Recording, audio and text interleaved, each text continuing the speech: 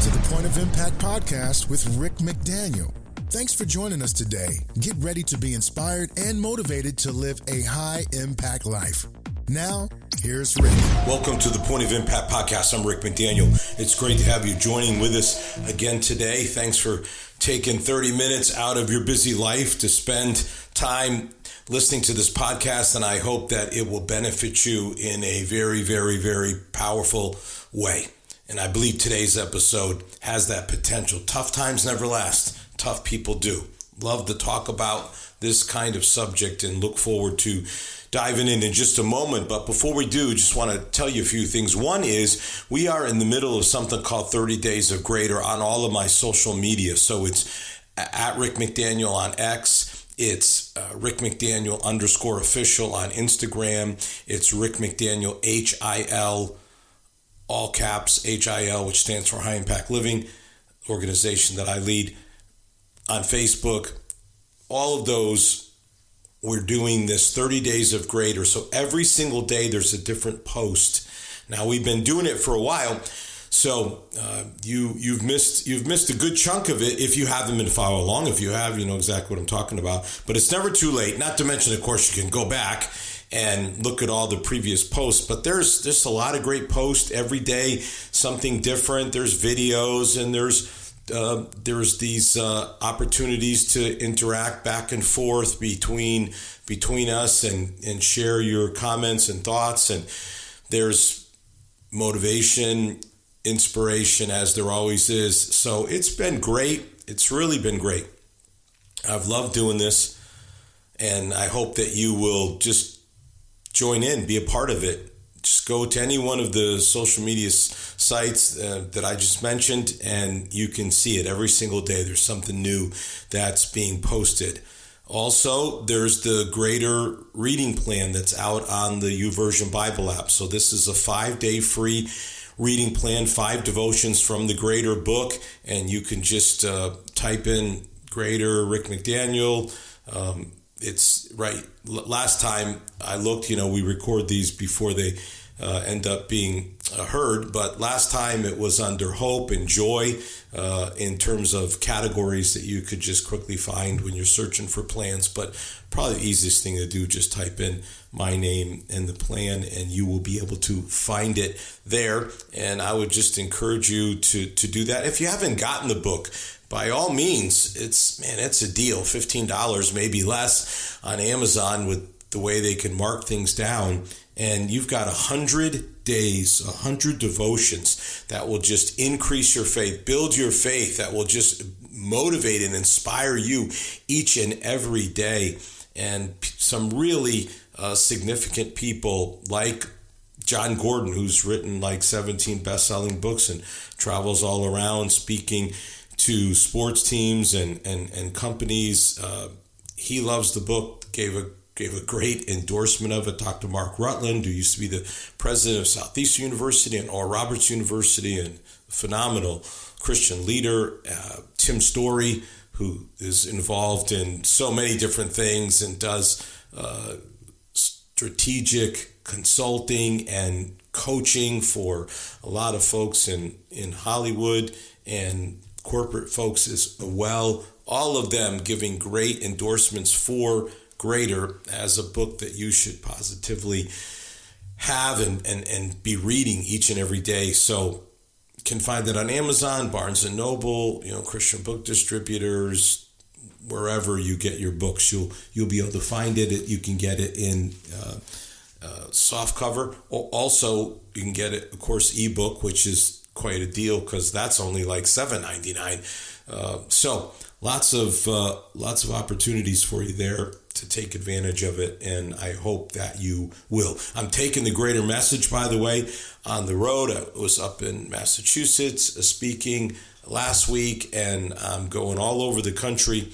So if you have a church that you'd like to have me come and speak at, or maybe a business or a conference, a keynote, something that you're looking for inspiration to live the greater life and go from good to greater, then I would love to come and do that for you. Just go on rickmcdaniel.com and fill out the form there, and we will get back in touch with you. All right. Tough times never last. Tough people do. I want to read something to you out of the Bible. This is the book of Exodus. So there's Genesis, Exodus, second book in the Bible. It's chapter 6, and it begins with verse 6. Here's my message for Israel. I am the Lord, and with my mighty power I will punish the Egyptians and free you from slavery. I will accept you as my people, and I will be your God. Then you will know that I was the one who rescued you from the Egyptians. I will bring you into the land that I solemnly promised to Abraham, Isaac, and Jacob, and it will be yours. I am the Lord. What an unbelievable, inspirational message that is. Now, listen, verse 9. When Moses told this to the Israelites, they were too discouraged and mistreated to believe him. Wow. They were too discouraged and mistreated to believe him. Let's just look at this again. I will free you from slavery. I mean, what can be better than that? I will accept you as my people. I guess that's even better. I will bring you into a new land that was promised to you. I mean, man, that is an incredible message. That is an incredible thing to hear and to know all of that is going to happen. We're going to go from like the worst to the best. I mean, that it just doesn't get any better. We're going up. We're going up to the penthouse. We're going from the slums to the penthouse. We're going as far up as you can go. And the people could not receive it. When Moses told this to them, they were too discouraged and mistreated to believe him. It's an amazing story. It's an amazing story. By the way, God did everything he said he was going to do. They got out of slavery. God accepted them as his people, chosen people. They were brought into a new land, the promised land. I mean, it all happened. It all happened, just like God said it would. But they didn't believe it until they experienced it. They could have experienced it a lot earlier, but they didn't. Why? Well, I think it has something to do with toughness, mental toughness. They just weren't mentally strong enough and tough enough to have dealt with what they dealt with so that they could receive what comes after the tough times. Mental toughness allows you to push through hard situations. It allows you to face adversity and be resilient. We all face adversity. I mean, what are some of the tough things that you have experienced in your life? And I've had some really challenging situations in my life, in leadership, with financial pressures and just some serious problems. I lost my mother to cancer. One of my brother-in-laws was murdered. I mean, wow. We all have them. We all have these adversities in life. We all have these hard times that we have to go through. What do you do? What do you do when you have those hard times? I sat in a deposition one time, and I mean, that is something you just never want to be in that. You don't want that experience. Trust me. That is so unbelievably unpleasant on multiple levels. Those things are tough. Very, very, very hard. But mental toughness allows you to get through them. Now, mental toughness gets developed over time, and it also gets tested over time. So how can you be mentally tough or mentally tougher than you are right now? Because tough times never last, but tough people do. That is an absolute truth. So let me give you some keys. Like you say, well, I'd like to be mentally tough. I'll never forget, I was talking with this guy one time, and he was like a biker guy, like all tatted up and wearing this leather jacket and the whole 9 yards. And he had gotten in trouble again for the umpteenth time.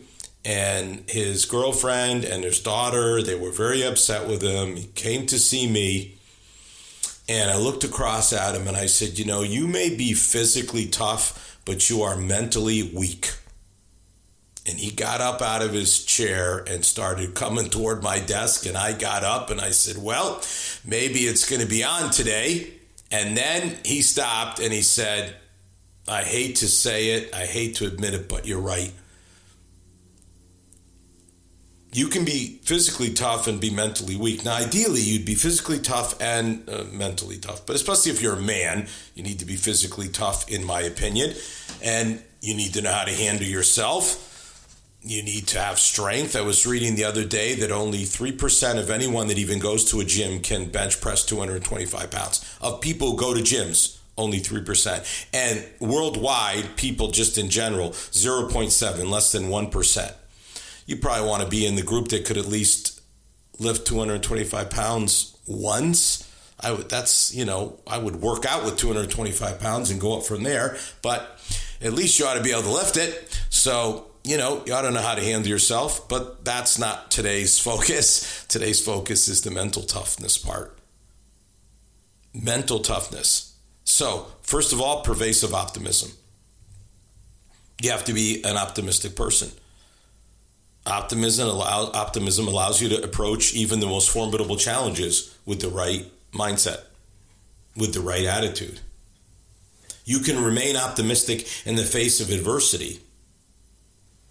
And when you do, it's amazing how you can figure out a way to win, how you can figure out a way to overcome. I'm going to talk in great detail in a couple of weeks on optimism and a positive mindset. So I'll talk a little more today, but I'll devote an entire episode to it here in a few weeks because it's so important in my opinion. And of course, I've talked about it many, many times before. I'd also say that if you want a great little 5-day encouragement, inspiration, motivation on mindset and optimism, I have on the same YouVersion Bible app, the Greater, I have one called Mindset Matters. And I would just encourage you to get it. I mean, again, these things are free. All you have to do is just type in my name, Mindset Matters, and you're off to the races. And you have a chance to spend 5 days really getting your mindset right, developing the kind of optimistic thinking that you need. It's called Mindset Matters, 5 days of inspiration for positive and optimistic thinking. So there it is. And I would just really encourage you to use that, to take advantage of that if you need more help in this area. You can learn how to respond positively, optimistically, creatively, energetically to negative situations. Yes, you can. You can do that. In other words, you can absorb the blow and just remain on course, like just keep moving along, like this isn't going to stop me. This isn't going to stop me. I mean, it's not what I want. It's not what I would have chosen, but it's not going to stop me. I'm going to continue to have a positive attitude. I'm going to continue to have an optimistic mindset. I'm going to continue to believe that the best is yet to come, that the former glory is not as good or as great as the greater future glory. Your future days will be greater than your former days. I mean, that's part of the greater message right there.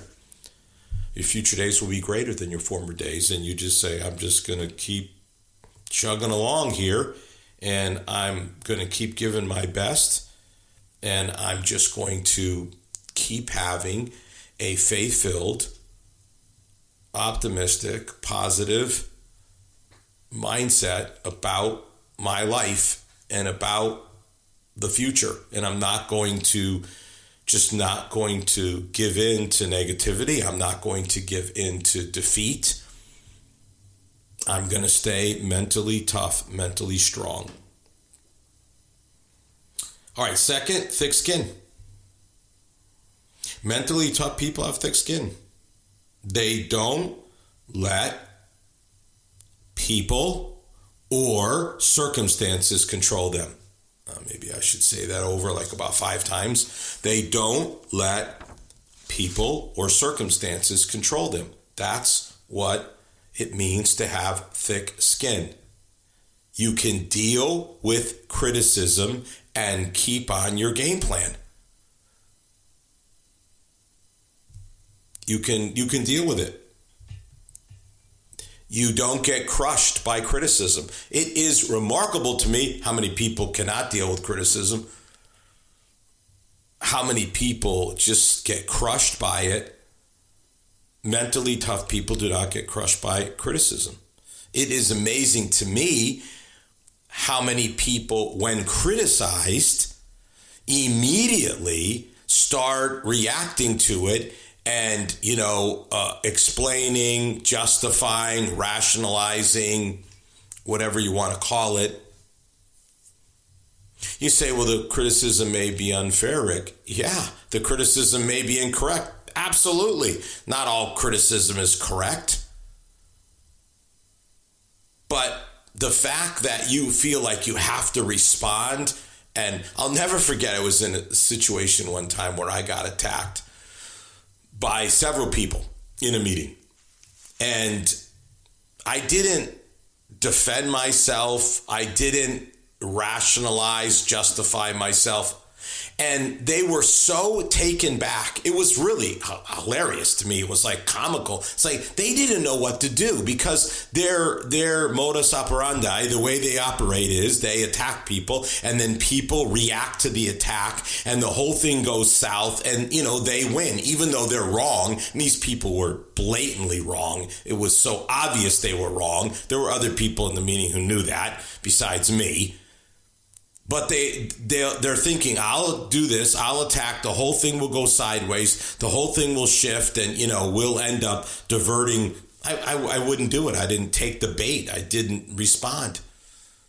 I didn't react. They literally were speechless because that's what their plan was. That's the way they operate. And it works for them with other people. It didn't work that way with me. And I crushed them. I mean, it was a colossal beatdown. I mean, there's just no other way to say it. I mean, I actually one of the guys actually started to cry. Now, I'm not saying, I'm happy that, someone cried like I would want that. I'm simply saying that that's how it went down, that they couldn't get their way and they couldn't use their tactics of attack and criticism. And the guy was so shaken up by the whole experience and by the fact that other people who knew what was going on and were right didn't run to his defense. So the whole thing worked out beautifully from my perspective. And that's what mentally tough people do. You have to have like a inner Teflon coating, that just gives you like a high tolerance for criticism to where you just are able to deal with it. It doesn't crush you. You just take it. Look, my father taught me this principle years ago. Chew the meat, spit out the bones. There might be some meat in the criticism that you have to take, which, by the way, if there's meat in the criticism, I'm happy to take it because I'm gonna apply that. And that's gonna make me better, and that's gonna make the situation better, the team better, the organization better, the church better, whatever. So I'm fine with that. I'm fine with it if it's legitimate. And I've had criticism. I've never had anyone really be like 100% on. But, you know, a lot of times people criticize and they don't have all the information. That's my main experience. They simply lack all the information, so they speak and they don't really know. It's just like some of my friends when I write these Fox News articles, because they're read by so many people, you know, there'll be thousands of comments, and some of them will read them and they'll get all mad, and sometimes they'll even respond. And do you know who this guy is and what he, you know, how much Rick knows and da da da da. I don't even read them. I don't care. They asked me to write the article, not you. You're just commenting because you're not at a place that someone would ever ask you to write anything, or that your opinion would matter to that level. So why would I go down to that level? It makes no sense. I mean, you just have to be able to say, you know, it's tough, but I'm a whole lot tougher. You know, like, this is not pleasant, but I can deal with it. I can handle it. You know, as the famous saying goes, there's never been a monument built to a critic. I mean, critics are the people that stand back and criticize the people who actually get stuff done. So I just will keep doing stuff, and you should keep doing stuff and just accomplishing things, and let your accomplishments speak for themselves. All right, here's another key: proper perspective. Meaning anything worth doing will involve some pressure at some point, probably high pressure. You know, like, if you're going to do anything with your life, you're going to get criticized. I mean, that's just an absolute fact. I mean, you look at some of the people that are really, you know, look at a guy like Elon Musk. I mean, this guy is the smartest man in the world. He is doing multiple unbelievable things at once. And yet, you know, people criticize him. They attack him, even though he's doing so many great things and benefiting the world in so many ways. That, by the way, that doesn't mean he's always right or that he's perfect. It just means, as if anyone is, it just means, you know, that the guy's really, like, special.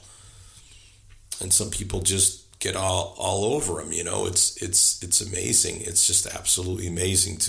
We have a columnist here where I live in our local paper, just absolutely hates the current governor, who is a very popular governor, by the way, and Glenn Youngkin, and does a really good job. And this guy just over and over and over again in such an obvious way is just like, I don't like you, so I'm going to criticize you and attack you about everything. I mean, it's just pitiful, really. Like, wow, come on.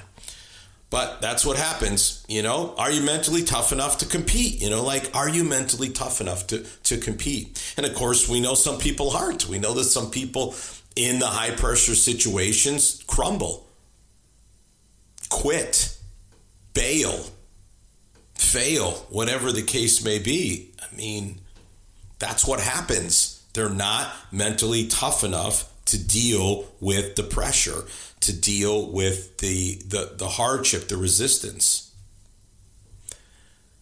The people who are, by the way, are the people like Tom Brady has an incredible mental toughness, no doubt about it. And I mean, who else has won as many Super Bowls as him? Nobody. No one. Now he's in broadcasting and people are criticizing him for broadcasting. And I've listened to him all year and he's gotten better and better and better, just like when he played. He didn't start out great, but he just kept improving. I'm sure the same thing's going to happen. Pretty much whatever that guy does, he's going to be successful because he has the work ethic and he has the mental toughness. Setbacks.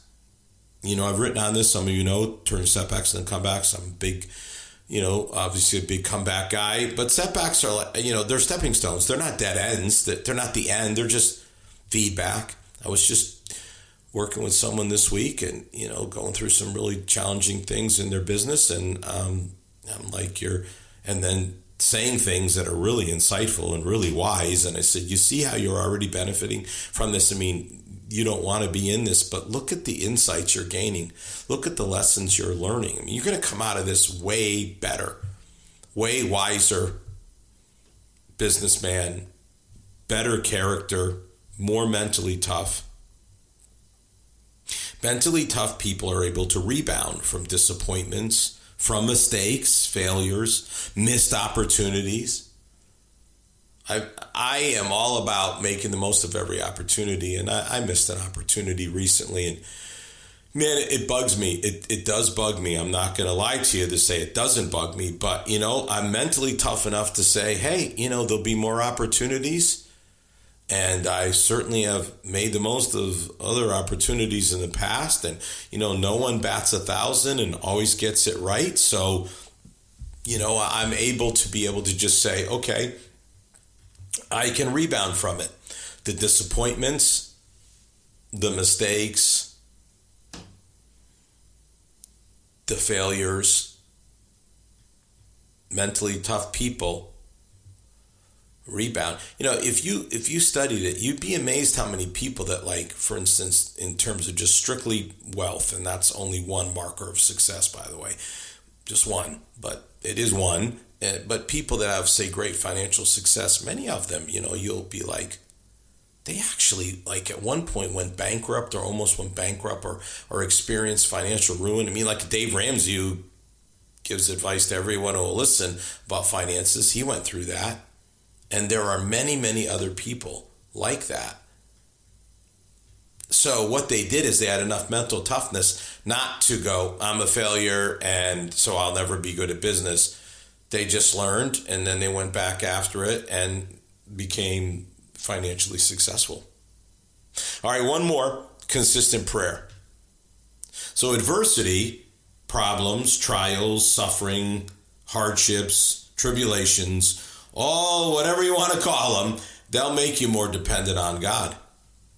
They'll make you. And I'll just be honest with you. I prayed this prayer many times, mostly after visiting someone in a hospital. Lord, you don't have to put me on my back in a hospital bed. I'm listening. Whatever you want to teach me, show me, I'm listening. And I'm happy to say I've never been on my back in a hospital bed. Now, my wife says you should stop saying that, because then it's going to happen to you. But I'm going to keep saying it. And if it does happen to me, I won't be able to say it anymore. Or I'll say it and give my explanation. But I'm just saying right now, I want to learn. I want to be dependent on God. And I don't want to get myself into situations that can cause that to happen if possible. And by the way, adversity will also clarify your motives real quick. Real quick, like if your motives aren't pure and aren't right, that'll come out. And it will also either reaffirm, and I know this is two totally different things, but it can do both. It will either reaffirm or change your goals, your plans. Either the adversity will cause you to double down and say, I know I'm right. I know this is the right thing to do. I know this is the right path, and just double down on it and just get tougher. Or it'll cause you to go, you know what? This isn't what I should be doing. This isn't the path I should be going down. And now I see that. So now I need to be able to adjust and make changes. Or I guess you could add a third, which is sort of in between the two, which is like a tweaking. Like you don't have to completely change plans or go in a new direction, but you also can't keep doing just what you were doing. You got to tweak it and alter it and change it in some way. Prayer will also give you the peace. Just the Bible's very clear. Just, if you want peace, you go to God and you ask, get by prayer and, petition. You basically, two words that mean prayer. One means praying for yourself. The other means praying for others. Like pray and just ask God, and the peace of God will fill your heart. And then when you're functioning out of a place of peace, it helps you not to be reactive.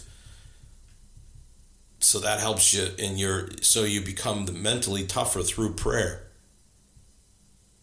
Helps you to stay at peace, which helps you to be more patient and not reacting to everything. That's all part of mental toughness. It's not quick reactions. Don't fire off the email.